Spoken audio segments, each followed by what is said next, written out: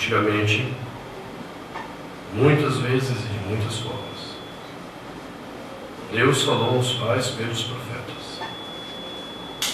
Nos dias finais, nos falou no Filho, a quem constituiu o herdeiro de todas as coisas, pelo qual também fez o universo. Ele que é o resplendor da glória e a expressão exata do seu ser, sustentando todas as coisas pela palavra do seu poder. Depois de ter feito a purificação dos pecados, assentou-se à direita da majestade nas alturas, tendo se tornado tão superior aos anjos, quanto herdou mais excelente nome do que eles. Palavra do Senhor. Demos graças a Deus. Podem sentar, nós vamos mais uma vez adorar o Senhor com aquela canção que nosso irmão Domingos tem cantado. E se você já aprendeu a letra, você pode cantar conosco nessa noite. Aleluia, oremos ao Senhor. Pai, muito obrigado por esse tempo. O Senhor mesmo tem nos dado. Um tempo para aprofundarmos o nosso entendimento. O entendimento que esperamos já existir de alguma forma nos nossos corações de quem é o Teu Filho. Aprofundarmos a nossa compreensão da beleza do nosso Salvador. Então nós te pedimos que Teu Espírito nos ajude a compreender aquilo que nós temos lido dominicalmente no texto da Tua Palavra. Que Teu Espírito nos ajude para que o entendimento de Cristo Jesus transforme o nosso ser dia após dia a imagem dele mesmo, para que a nossa vida seja uma vida que seja encontrada agradável a Ti. O nosso viver seja encontrado agradável aos Teus olhos. E assim pedimos ao Senhor em nome do Teu Filho amado Jesus. Amém. Nosso último sermão, nós começamos a examinar exatamente quem é Jesus, de acordo com a descrição de Hebreus 1, capítulo 1, versículos 1 a 4. E a primeira coisa que nós observamos então na semana passada é que ao tratar sobre a pessoa de Jesus, o escritor de Hebreus coloca o entendimento de cara dentro de um contexto muito importante daquela época, que é o período, o conceito profético. É o contexto do conceito profético. E também nós vimos que esse ambiente de colocar o entendimento de Jesus dentro do contexto profético era uma coisa totalmente normal. Nós vimos que isso atendia às expectativas messiânicas da época. Os judeus esperavam que viesse o Messias. Eles esperavam que viesse alguém que iria redimir a história que havia sido rompida lá na criação, Adão e Eva. E talvez esse seja um ponto que muitos cristãos têm esquecido. A gente tem falado de Jesus como Salvador, tem falado de Jesus como aquele que cura, e as igrejas pentecostais aí pega os títulos de Deus, já chama de nome, já faz confusão da coisa, e aí é Jeová Rafá, Jeová não sei das quantas. E eles esqueceram o essencial. Que se Cristo curasse ou não, a essência de quem Ele é não tem a ver com essas questões. Por isso o contexto profético ele era importante, porque ele trazia o conceito messiânico lá de volta onde tudo começou. Lá onde a queda aconteceu. E então por isso em Israel era extremamente importante essa ênfase que esse Messias fosse profeta. Mas nós também observamos que isso não é uma questão apenas de Israel. Que essa expectativa, que esse contexto profético é algo que está dentro dos nossos corações. em todos os lugares, em todas as religiões e absolutamente em todas as religiões. Quando você lê obras sobre antropologia cultural, como da doutora Lucy Mer, da Universidade de Londres, você vê que o conceito profético faz parte de todas as culturas e todas as religiões. E nós examinamos que isso acontece por uma questão muito simples. Nós sentimos a necessidade de sermos instruídos, sermos orientados para algo maior. Nós não nos contentamos com a instrução dessa vidinha que a gente sabe que uma hora ou outra para. Que você pode morrer com menos de alguns meses de nascimento ou mesmo no ventre, e você pode morrer com a idade avançada, mas você vai morrer e a vidinha será medíocre, e assim a vidinha terá um tempo que ela vai parar. Então nós almejamos algo mais. E quem vai nos instruir sobre esse algo mais? Então dentro de nós há uma carência, um clamor pelo conceito profético. É por isso que as religiões, quando nós as observamos também, elas têm seus adivinhos. Teologicamente nós dizemos é a imago Dei. É a imagem de Deus dentro de nós que clama por uma instrução clara, não só sobre a vida, mas sobre o nosso destino também. Por fim, nós observamos naquele sermão que a expectativa profética, ela foi percebida pelo escritor de Hebreus. Ele percebeu que era necessário tomar essa perspectiva para trabalhar algo muito importante, que era o sacerdócio de Jesus. E que parecia meio absurdo falar de um Cristo sacerdote olhando para a própria Bíblia. Então, diante dessas constatações que nós fizemos naquele sermão, nós observamos que a introdução que o escritor de Hebreus faz, esses primeiros 4 versículos, e se você não está com a sua Bíblia aberta, deixe para ir pontuando, mesmo que seja devagar, mesmo que seja passo de tartaruga. A gente vai frisando palavras, frases, devagar, sem nenhuma pressa.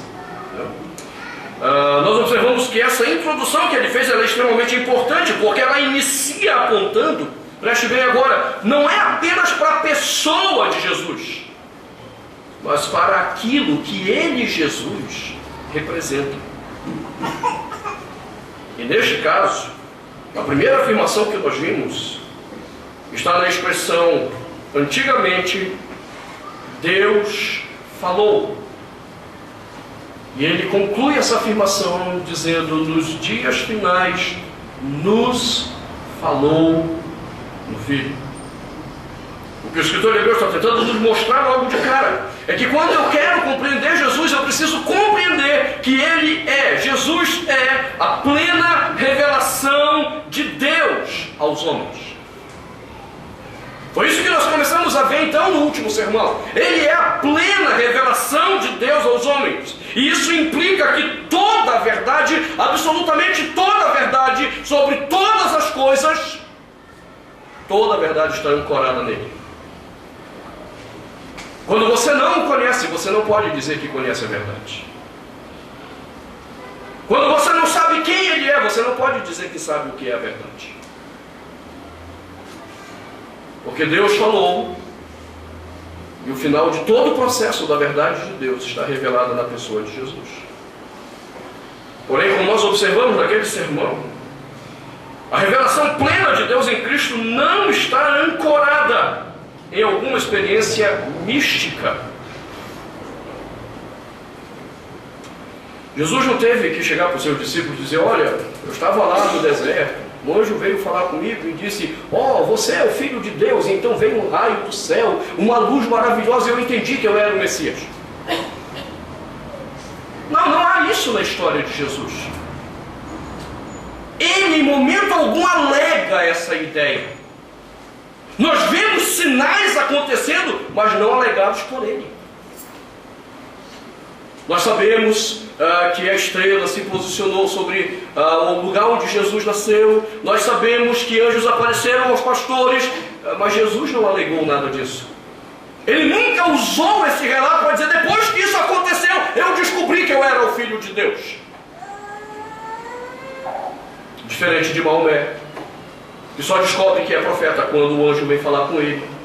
diferente de Joseph Smith, diferente de Siddhartha Gautama, o Buda, diferente de Masaharu Taniguchi da Seishonoye, diferente de qualquer outro líder religioso. Ele não precisa de experiências místicas,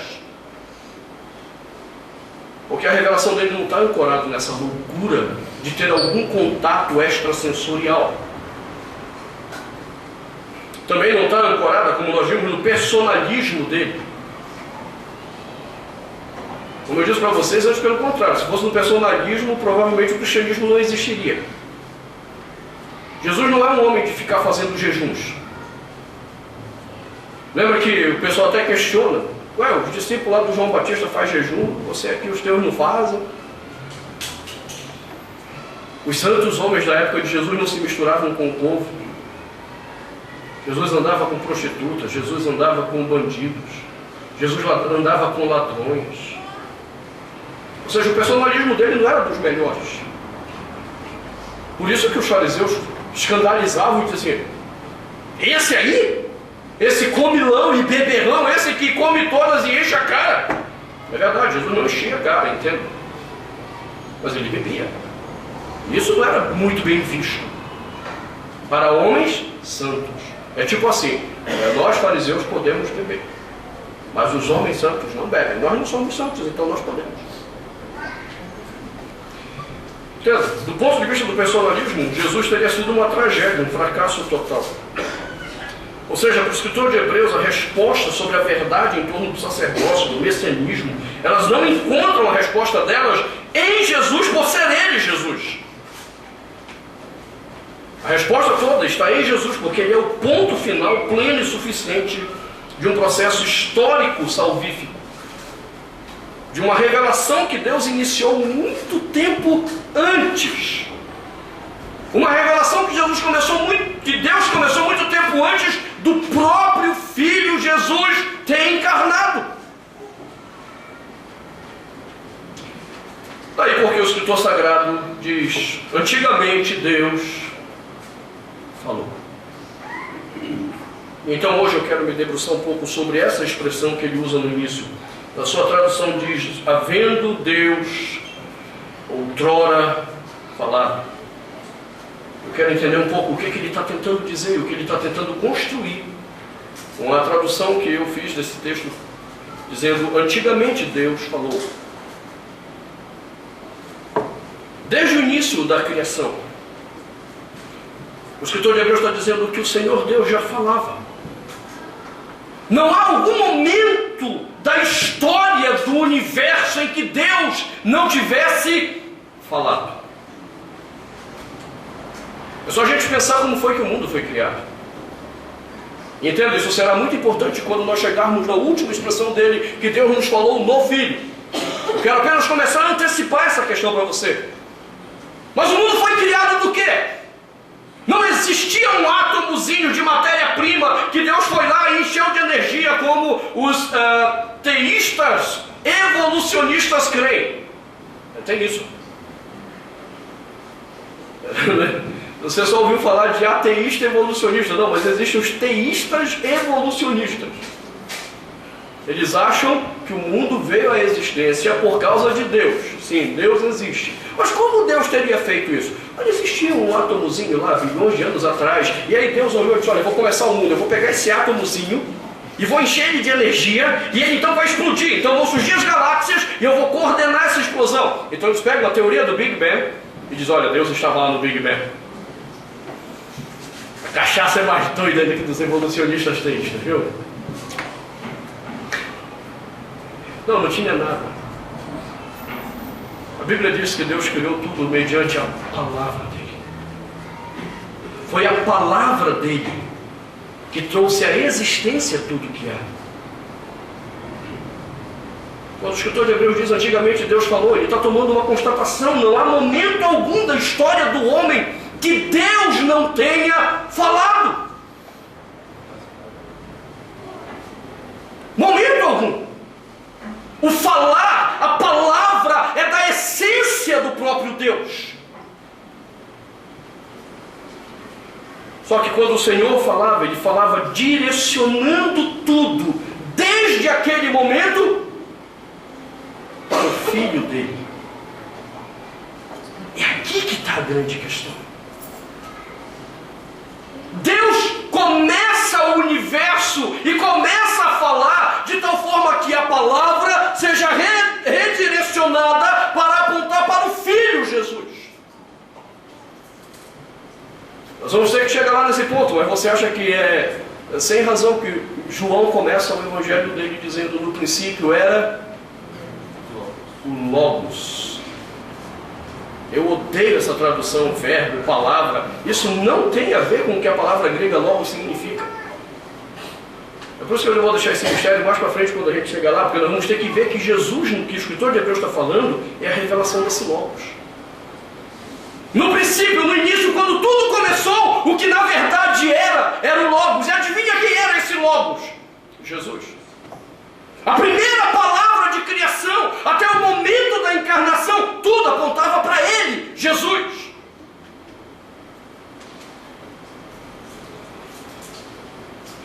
É por isso que então a verdade que se encontra em Jesus, ela não precisa de provas místicas. Eu não preciso de provas místicas para saber quem é Jesus. Houve até um momento que os fariseus disseram: nos dê um sinal aí que a gente vai crer em você. Ou seja, faz um milagre, faz uma cura, faz alguma coisa extraordinária, mística, sobrenatural, extrasensorial, e a gente vai crer em você. Ele diz: não vou dar sinal nenhum para vocês. Toma um monte. Você é um cara chato mesmo. Ele tem a oportunidade de conquistar os caras. Olha, dá um sinal aí. Não dou não, toma, vai para casa. Você está entendendo? Jesus não é um cara muito legal às vezes. Ele também não colabora. Ele diz: poxa, você poderia ter facilitado as coisas. Não, eu não preciso. Porque desde que a primeira palavra foi dada até eu chegar, tudo apontava para mim. É essa a questão. Então Jesus não precisa de provas místicas. Ele também não precisa de uma personalidade forte e convincente. As pessoas têm aquela ideia, parcial de Jesus. Quando ele pega o pecador eleito, comunica a palavra de olha como Jesus é amoroso. Não, mas aí ele pega, dá uns discursos duros. João mesmo disse que depois de um discurso dele, a multidão olhou para a cara do outro: vamos embora, que o negócio arrochou aqui. Aí os discípulos olharam para ele e disseram: Senhor, foi duro esse discurso, viu? Melhor, se vocês quiserem pegar a trouxa também, vai lá. Óbvio que eu estou parafraseando as palavras de Jesus, mas a ideia é essa. Qual é o problema? Você quer ir embora com a multidão? Vai também. A verdade dele, quem ele é, não está ancorado numa personalidade forte, doce. Por que os discípulos não foram embora? Toda a multidão foi embora depois que Jesus deu um duro sermão sobre os pecados dos homens. Eles não foram embora porque já tinham entendido uma coisa: para onde iremos nós, se só tu tens as palavras de vida eterna? Por mais duro que seja o que o Senhor falou para a gente, e mesmo o Senhor tendo dito para a gente ir embora com a multidão também, nós já entendemos que no Senhor tem as palavras da vida eterna. Onde que eu vou encontrar essas palavras se não for em ti? Você percebe? Jesus não usa nada místico. Jesus não usa nada de uma personalidade linda, doce, amável, agradável. Venha, fique comigo. Não, porque ele na verdade é a revelação plena de Deus. Toda a Escritura revela e aponta para ele.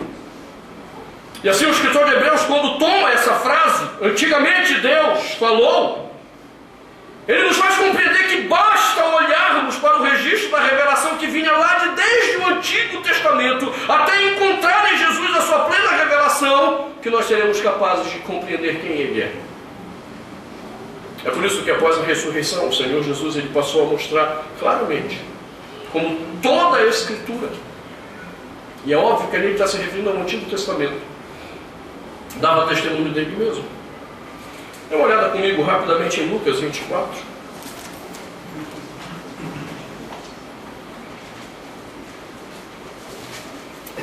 Lucas Lucas 24. Versículos 32 e versículos 40, versículo 32 e versículo 44. 32 diz: e disseram um ao outro: porventura, não nos ardia o coração, quando ele pelo caminho nos falava, quando nos expunha as Escrituras? E no versículo 44 diz: a seguir Jesus lhes disse: são estas as palavras que eu vos falei, estando ainda convosco.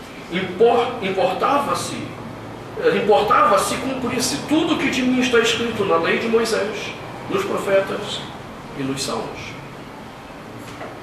O que ele está dizendo? Tudo que foi escrito, tudo que Deus falou, desde o momento da criação até aquele momento de glória dele na ressurreição, tudo falava dele. Quando Deus falou antigamente, Deus já falou antigamente para que nós pudéssemos compreender quem era Jesus. Deus não estava brincando de mágico de circo. Vamos ao primeiro número! Haja luz! Pum! Apareceu luz. Vamos ao segundo número! Haja firmamento, separação de terra e de água! Pronto, e apareceu. Deus não estava brincando de mágico. Ele estava fazendo com que todas as coisas começassem a acontecer para que claramente Jesus fosse revelado. O problema é que nós não nos debruçamos sobre essa perspectiva. Eu lembro que a primeira vez que eu me debrucei sobre esse assunto, foi a leitura da obra do Dr. Gerard van Groningen. Van Groningen ficou muito inquieto com essas afirmativas de Jesus. A Escritura fala de mim, toda a Escritura aponta para mim.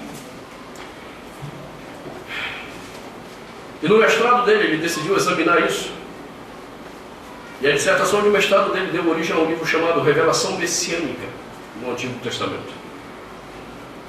Eu confesso aos irmãos que eu tive que respirar fundo para poder ler aquela obra.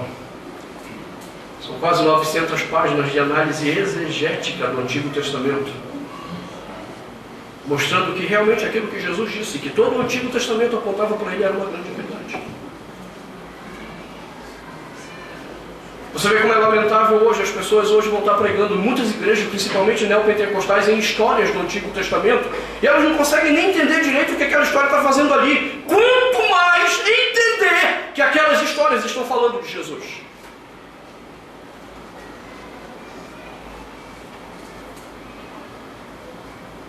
Esses dias, quando o Sacha esteve aqui conosco, ele está terminando o doutorado dele nos Estados Unidos na área de pregação.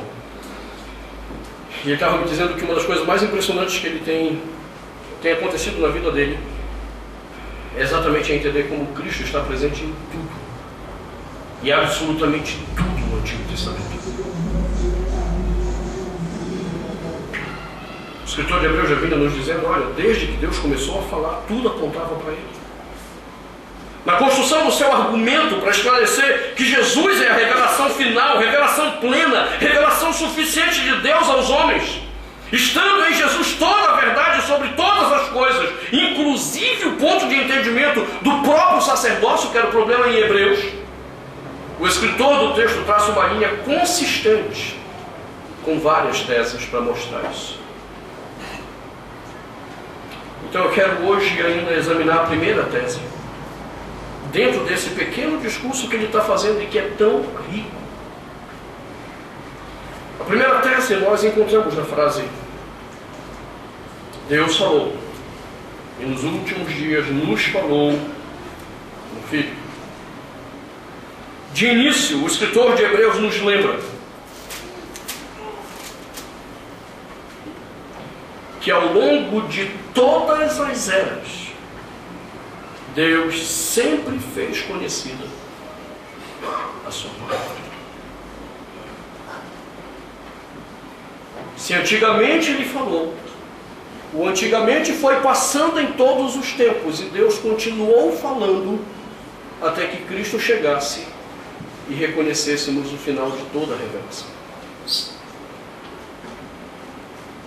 É nesse sentido que nós devemos interpretar essa frase usada pelo escritor de Hebreus, antigamente Deus falou. Donald Guthrie, um importante teólogo neotestamentário, que tem um bom comentário, eu diria um bom comentário, não diria um excelente comentário, é um bom comentário. E não é por falta de competência, entenda. Donald Guthrie é um dos caras mais competentes de Novo Testamento. Eu acho que ele escreveu só um comentário muito resumido, ele poderia ter feito algo mais detalhado. Mas ele diz algo no comentário dele muito interessante. Ele nos lembra que essas afirmações, essa tese inicial, diretamente implica na ideia de que aquilo que vai ser exposto no texto de Hebreus não tem relevância nenhuma para aqueles que não acreditam no fato de que Deus não nos deixou na ignorância do seu ser e da sua vontade ao longo da história. Quem não crê que Deus tenha falado ao longo das eras não terá nenhum proveito com a verdade plena que se encontra em Jesus. Repare, o escritor de Hebreus não quer mostrar prova nenhuma. Ele apenas está dizendo, olha, Deus falou. E tudo isso chegou no Filho. Se alguém não crê que Deus tenha falado ao longo da história, o que significa a maioria da nossa sociedade ocidental, que construiu toda uma forma de pensar no iluminismo, um conceito racionalista, medíocre, pequeno de vida e de mundo. A nossa cultura ocidental é assim. Não se preocupe, Deus não está preocupado com você mesmo. Deus não está nem aí se você vai crer ou não. A questão dele é, eu falei, você crê ou não. Desde que o mundo é mundo, eu estou falando. E você crerá ou não, isso não me diz respeito, não me interessa. Isso então nos ensina uma coisa muito interessante. Essa ideia que o escritor de Hebreus tem de dizer, Deus falou, e ele não quer saber de mostrar provas disso, ele quer mostrar que Deus estava falando ao longo da história, e que isso se cumpre em Jesus.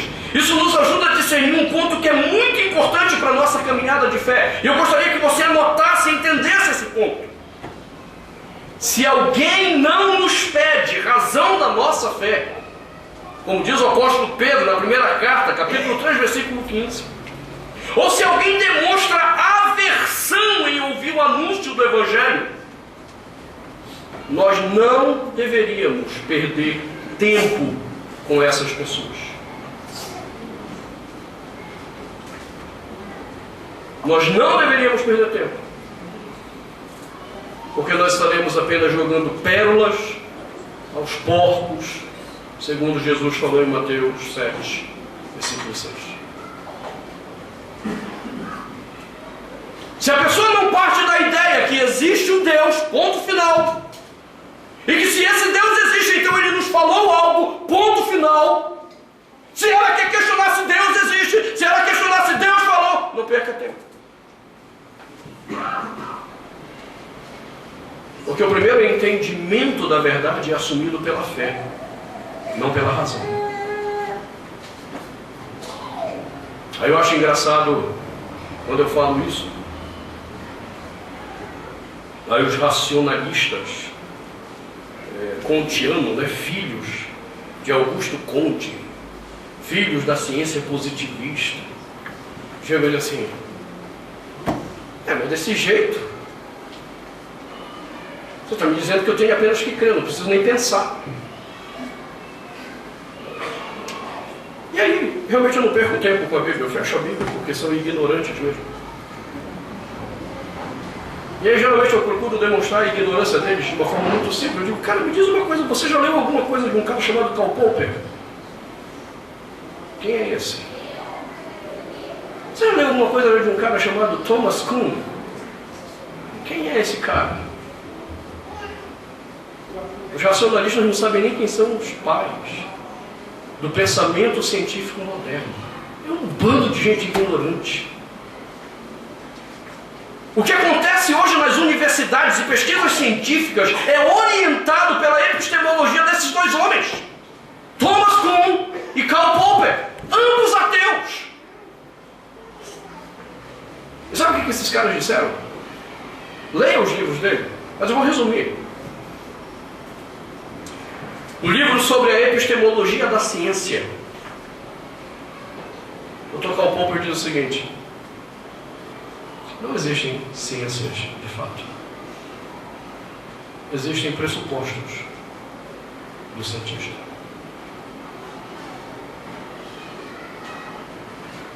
Eu vou explicar um pouquinho mais para você. O que eu estou dizendo é o seguinte: toda ciência ela depende primeiro do que o cientista crê.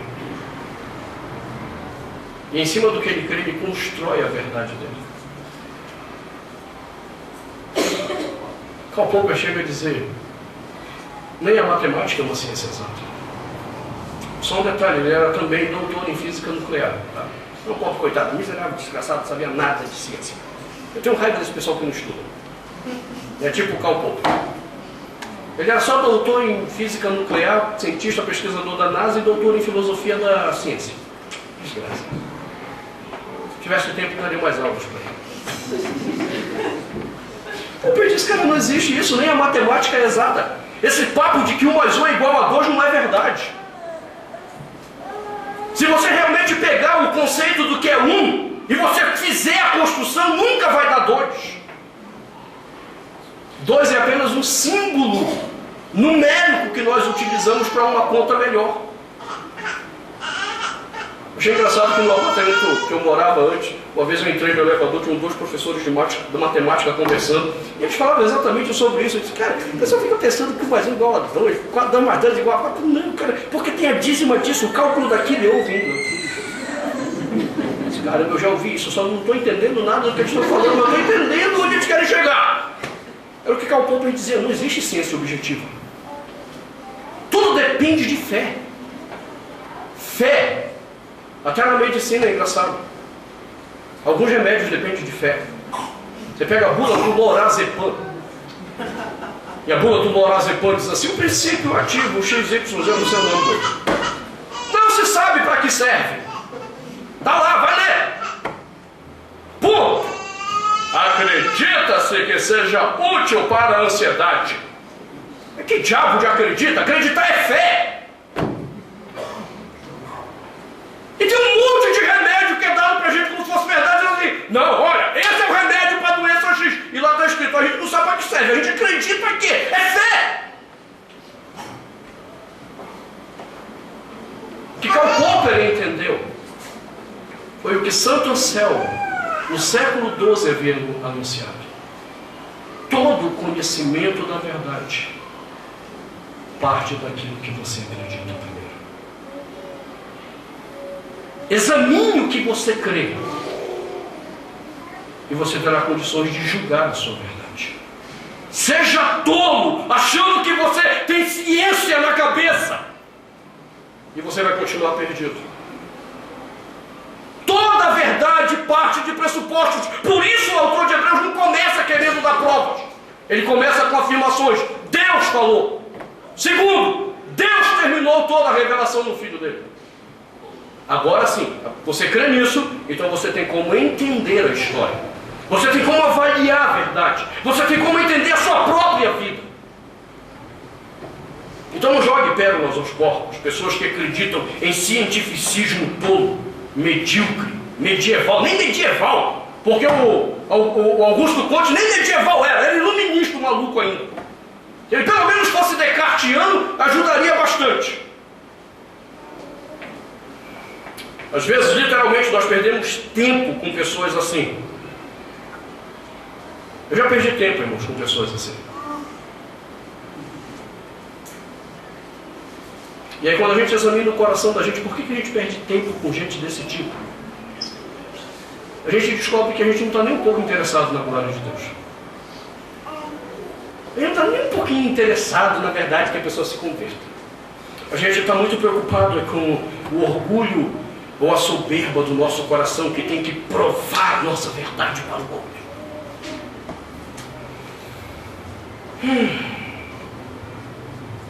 O que é pior, às vezes a gente faz isso porque acha que a gente tem o poder de salvar a vida de alguém com os nossos argumentos. Quanto mais eu ficar perturbando a cabeça dessa pessoa, ela vai aceitar Jesus, porque ela vai entender a verdade. Não, nós não devemos perder tempo. Se a pessoa não tem o princípio básico da fé, existe um Deus e que esse Deus esteve falando ao longo dos tempos, É apenas tolice discutirmos com pessoas assim. Pastor, então vamos deixar lá o inferno? Não sei, é Deus que salva, não sou eu. Exatamente porque eu sei que é Deus que tem que tratar isso, eu não perco tempo.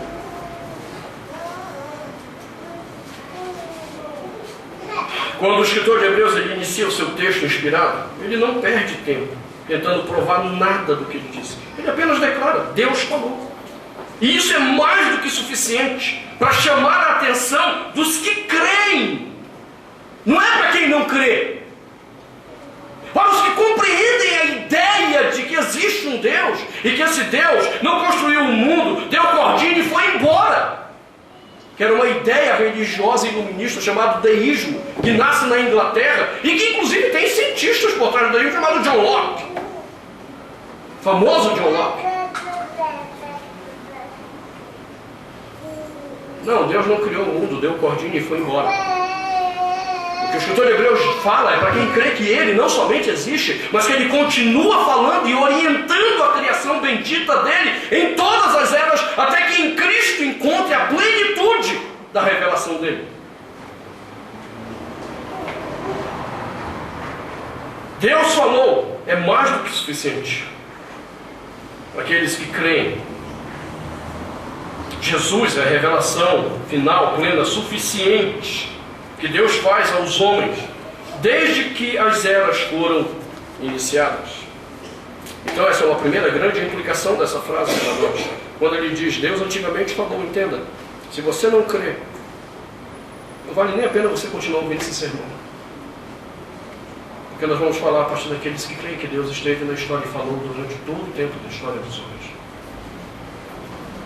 Também não vale a pena perder tempo com pessoas que não creem nisso. Eu não vou insistir com pessoas cujas suas cabeças estão totalmente perdidas, cauterizadas pela loucura dos seus próprios corações. Não perca tempo. Mas quando o texto diz que Deus falou, há uma outra implicação importante em cima dessa tese e afirmação. A verdade é que Deus sempre fez conhecida a sua verdade num processo revelacional que culminou na encarnação do Filho de Deus. Quando diz que Deus falou, não foi uma coisa estática, ele veio e falou, pronto, aqui, está tudo entregue. Não, porque ele diz Deus falou, e nos últimos dias, o que indica que houve uma continuação do processo revelacional. E o final desse processo culmina em Jesus de novo. Então, segundo o escritor de Hebreus, nós não conhecemos a verdade plena de Deus mediante um único texto da Bíblia. Você está entendendo isso? Quando Deus começa a revelar a verdade que vai encontrar em Jesus seu sentido, isso não está ancorado num único texto. Você já reparou como é que surgem as igrejas e as heresias? O cara está lendo lá a Bíblia de forma piedosa, a maioria em jejum, já está doidinho, com fome, então já não discerne mais nada com nada. Isso me lembra quando a gente fez aquele retiro espiritual com os pastores, na época que foram ordenados na igreja episcopal, o Dejaci, André, o Tiago também estava na mesma leva. Nós fomos para um retiro, olha, primeiro dia 24 horas, jejum absoluto. Rapaz, quando foi 3 horas da tarde, tinha um cachorro lá e já estavam vendo, era um cordeirinho do cachorro, linguiça andando. Os caras já estavam desesperados de fome, porque era 24 horas de jejum. Aí tem os malucos, eles entram em jejum de 2, 3, 4 dias e ficam lendo a Bíblia. E aí de repente aparece um versículo, vem um raio do céu, uma luz que brilha e diz, olha a verdade que a igreja toda esqueceu nesses 2000 anos. Aí o maluco acha que teve uma revelação do céu, vamos fundar uma nova igreja. Doido. A revelação de Deus, ela não é fruto de um único texto, mas de um processo de textos que foram revelados ao longo de todas as eras. E aí quando você começa a ler essa revelação de Deus em todos os textos, adivinha onde você vai chegar? Jesus. Quando diz que Deus falou, e nos últimos dias, Ele está falando desse processo revelacional. E esse processo revelacional, então, exige de nós um estudo acurado da verdade. Um estudo escriturístico do processo da revelação. E não no exame de um texto isolado. Eu não tenho como conhecer Jesus por causa de uma única cena do Evangelho. Eu não tenho como conhecer Jesus por causa de dos evangelhos. Eu conheço Jesus porque de Gênesis a Apocalipse há toda uma descrição clara, em detalhes, sobre quem Ele é. É uma revelação progressiva.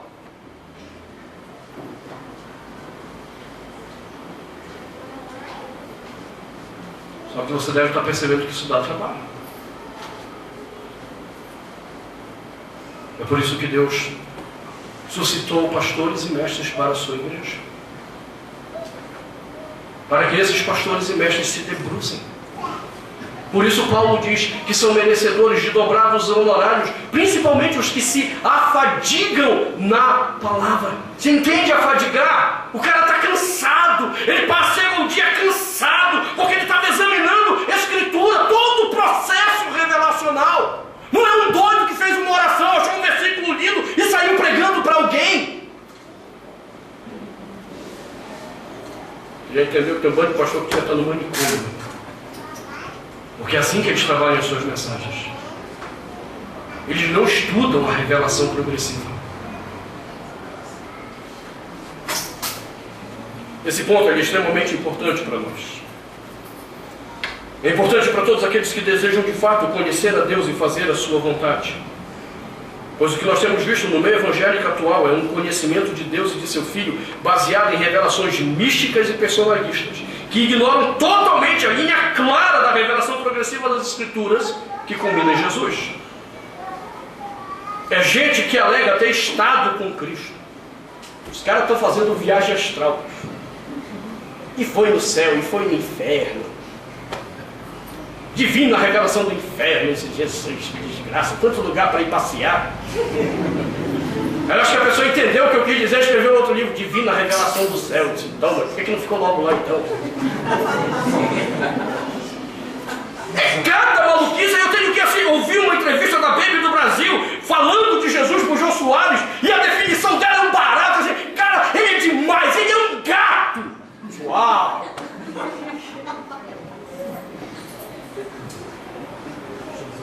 É um bando de gente doida espiritualmente, que em vez de se voltar para a revelação clara do processo revelacional, fica fumando maconha aí, tomando umas cachaça doida e diz, ah, Jesus é assim. Que Jesus é assim? É por isso que tem um bando de igreja que se diz cristã e Cristo sequer chegou na porta dela.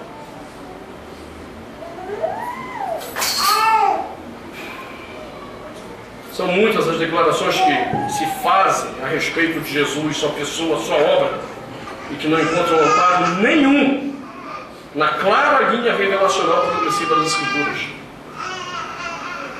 Jesus não é uma figura religiosa que nasce do nada, entenda isso. Jesus não é uma elucubração humana ou um fanatismo religioso de um homem, tipo o Henrique Cristo. O cara acha que é o Cristo. Não, Jesus não é uma elucubração, ele não nasceu dessa maneira, ele não esteve entre nós dessa maneira, como um doido que achava que era. Também Jesus não apresenta a si mesmo como sendo a verdade. Quando ele diz, eu sou o caminho, a verdade e a vida, ele não se apresenta dessa forma, tomando credenciais personalistas para dizer isso, do tipo, olha como o meu ensino é sábio, olha como é que eu vivo. Não, ele não toma nenhuma dessas credenciais para alegar quem ele é.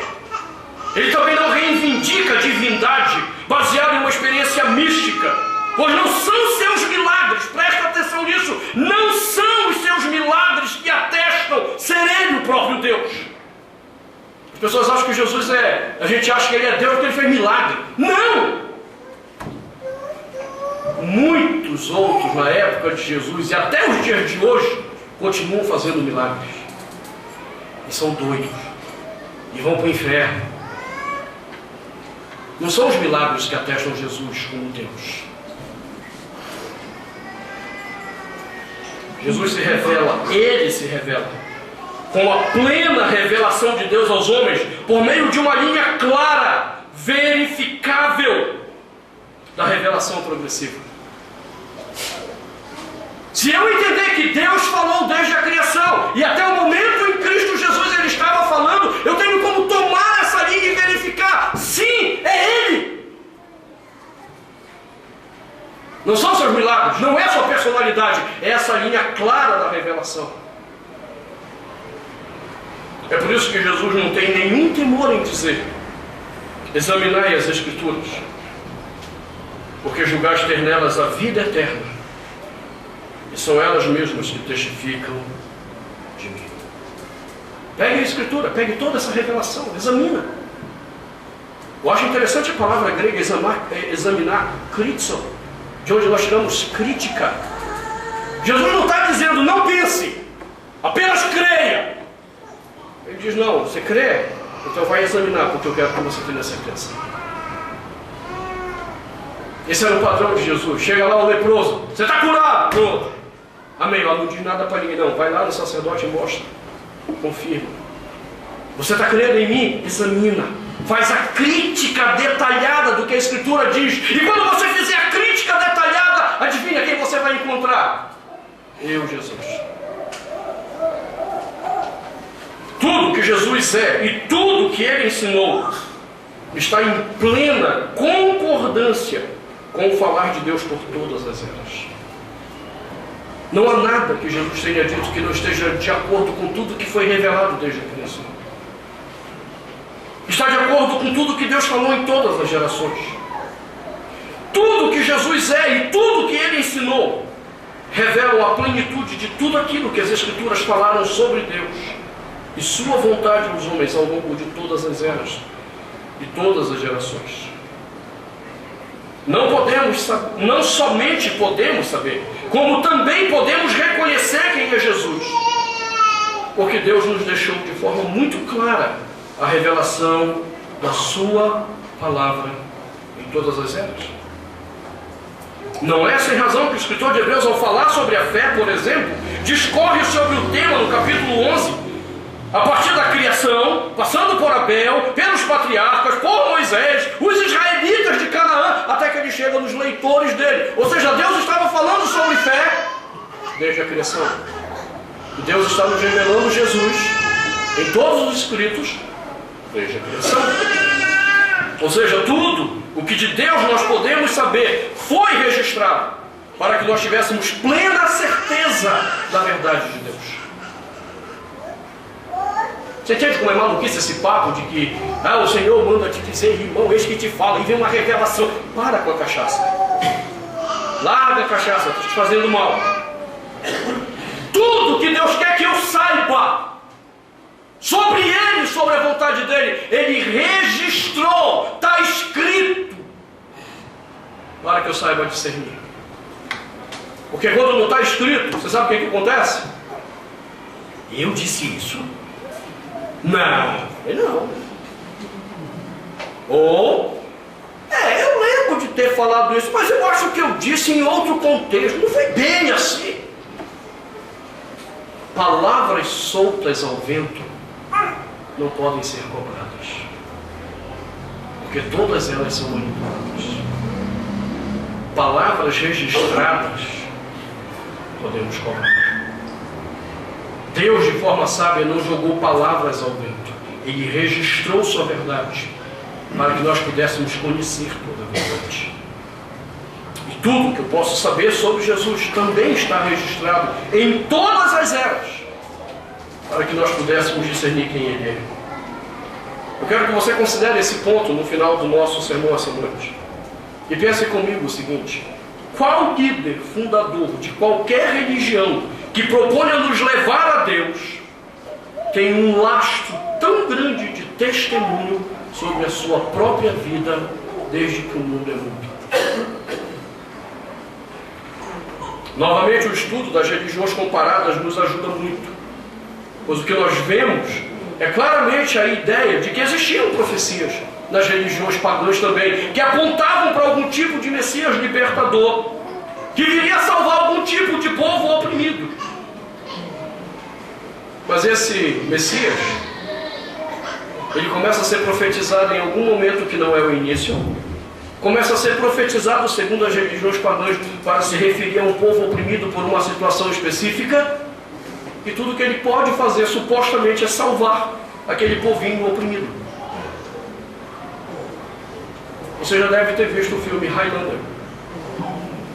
Ele é baseado em mitos de religiões comparadas com a ideia messiânica. Qual é a diferença desses mitos pagãos ridículos? Simples. É que nenhum deles aponta para um redentor global. Nenhum deles aponta para um redentor cósmico. E a Bíblia fala de Jesus como redentor global de toda uma história. E não apenas a minha e a sua história, mas o redentor de todo o cosmos que foi afetado pelo pecado. Por que você acha que a Bíblia fala que quando ele voltar e fizer todo o juízo, haverá novo céu e nova terra? O que é novo céu e nova terra? Isso é um hebraísmo para dizer haverá um novo universo. Porque até o nosso universo foi afetado pelo nosso pecado. Jesus não é esse Messiasinho ridículo que vem salvar só você. Ele é o Messias que vem restaurar toda uma história global e cósmica, onde os eleitos de Deus estão envolvidos. Retomando a nossa primeira afirmação tese da revelação final plena e suficiente que Deus faz em Jesus, nós precisamos lembrar que isto é possível, porque Deus sempre fez conhecida a sua palavra que culmina em Cristo. Mas antes de chegar nessa conclusão de que tudo pode ser visto em Cristo, o escritor de Hebreus traça uma segunda tese. Deus sempre fez conhecida a sua palavra por meio de um modus operandi claro nos pais, pelos profetas. Observe que após dizer antigamente Deus falou e nos últimos dias falou no Filho, ele colocou uma segunda tese. Deus falou aos pais pelos profetas. Ele não só nos deixou claro que ele falaria, mas em qual caminho nós reconheceríamos a verdadeira voz dele. E então esse ponto eu quero examinar a partir do próximo sermão. O modus operandi na revelação de Deus que culmina em Cristo Jesus. Eu quero que você entenda nessa noite, você compreenda claramente nessa noite, que se existe alguma verdade, e eu creio que é lá, e essa verdade se aplica a tudo, não é apenas a minha salvação. Ela se aplica à minha maneira de viver, ela se aplica à minha ética, ela se aplica à ciência, ela se aplica à educação. Se essa verdade existe, eu creio que ela existe. Eu só vou enxergá-la quando eu compreender quem é Jesus. Porque Ele é a revelação plena de Deus aos homens. Fora disso, você continuará confuso. Você continuará sendo enganado por qualquer doido que seja capaz de persuadir você com misticismos, palavras de persuasão. E você vai dar crédito às mentiras. E logo você estará decepcionado de novo, frustrado. Porque a mentira uma hora aparece. A verdade permanece eternamente. Feche seus olhos. Senhor, nós te agradecemos, porque a Tua palavra tem nos dado clareza. Ela tem nos ajudado a discernir e compreender o mundo que está à nossa volta, as questões que nos envolvem. E o Senhor tem nos dado a compreender tudo isso, não por causa de nossas elucubrações, mas porque podemos olhar para o Teu Filho e ver no Teu Filho a verdade de todas as coisas. Se nessa noite algum coração está relutando com isso, não cabe a mim convencê-lo. Mas se porventura for um eleito do Senhor, Então eu peço que o Senhor envie o Teu Espírito para quebrantar e humilhar o coração, para que possa crer a partir de hoje na verdade que o Teu Filho nos revela. E a nós que cremos, que o Senhor nos instrua para não sermos enganados e nem tropeçarmos na nossa caminhada. Que a clareza do Teu Filho seja de fato luz para o nosso caminho, para permanecermos em Ti em todas as coisas, em todas as horas, em todo o tempo. E é no nome de Jesus que pedimos esta bênção ao Senhor.